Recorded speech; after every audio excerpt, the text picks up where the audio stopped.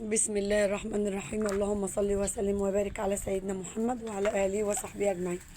صباح الخير على اخواتنا وحبايبنا ومتابعينا جوه مصر وخارج مصر. سموا بالله وصلوا على رسول الله حبيبنا وشفيعنا محمد صلى الله عليه وسلم.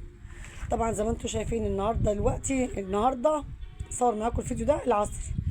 طبعا الصبح كانت حوالي الساعه 9 كده كنت حاطه علفه بسم الله ما شاء الله للبط وكلها، ودلوقتي كان عندي بواقي مطبخ لسه حالا ساقطه في القروانه، لسه مفضيه الجردل في القروانه.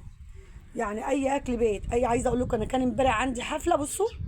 بصوا هنا كان في اكل، كان بقالي يومين عندي اكل في المطبخ، بواقي اكل وشويه خضار على مش عارفه شويه ايه.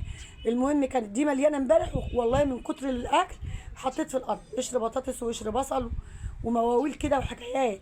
يعني بصوا بقى مفيش يعتبر، لا عايزين لو كنت اوريكم الكوم ده امبارح كان كوم.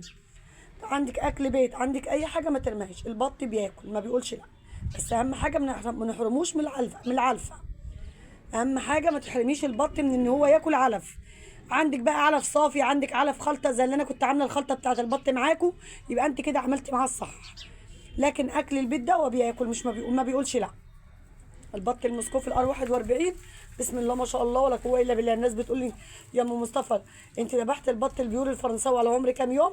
67 يوم يا جماعه. ذبحت البط البيور الفرنساوي على عمر 67 يوم، يعني معدي الشهرين.